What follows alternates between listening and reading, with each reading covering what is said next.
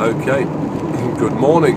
It's the 22nd of February 2012, very wet day this morning, and I've been over to Derbyshire this morning on a revisit for a 4-year-old rescued Doberman who is a destroyer, a dog destroyer of furnishings, cushions, things like that, and only when the owners are in the house. Leave the dog on their own, perfectly fine, dog relaxes, chills out, not a problem. When they're in the house but are otherwise occupied, the dog destroys cushions, settees, furniture.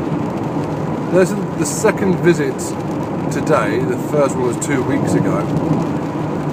And yes, there's improvements made, but nothing like today, when the dog genuinely relaxed and did chill out, simply because we changed the interaction to another level and made the dog realise that its stress behaviour would now start to be interrupted, not left to its fruition, and not left for the dog to decide, well, I can do that, so I can.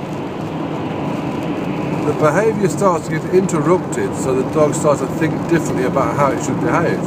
And with this dog, like so many others, once that behavioural challenge is issued, then the dog learns that if I relax and give in, I get lots of praise, lots of attention, but lovely calm attention. And today we had the dog lying down in the kitchen, really relaxed. So in order to control the dog's excitement and stress outside in the garden, if joggers, cyclists or horse riders go past, then the dog runs up and down the hedge barking like something possessed. Again, an example of a stress behaviour that in the past has generated big reactions from the people on the other side of the hedge and also from the owners. So the dog's getting a double whammy of attention and reaction for that behaviour. So to control that and change it, then there has to be a level of control brought in, and that effectively involves restricting the dog's ability to act upon the decisions it makes. And this is where the lead becomes your best friend, because if the dog is allowed to go charging off at the side of a cyclist or a jogger, then you are creating a behavioural change. You can then reward the dog for relaxing and calming down. So it becomes a very powerful way of changing dog behaviour. They have an issue with the cage. The dog was mistreated prior to this. It's 4 years old. These people had it for 2 years and they're the fourth home. Was mistreated in the cage. So the association the dog has for cages is very bad. So I just left them some examples of how to teach the dog to change its expectation for the cage, and because they've got a cage that has 2 doors, it makes it actually very simple and effective to achieve. When they move through to a different part of the house in the evening, the dog wants to follow them. Because the cage has 2 doors, you can then make the cage effectively a tunnel the dog must learn to walk through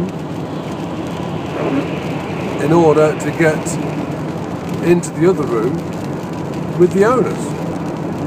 So the dog starts to associate the cage in a very different way, in a much more relaxed way.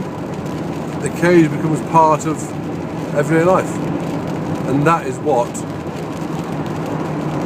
you want the dog to be, is to be comfortable in the cage wherever it is. So there's lots to work on.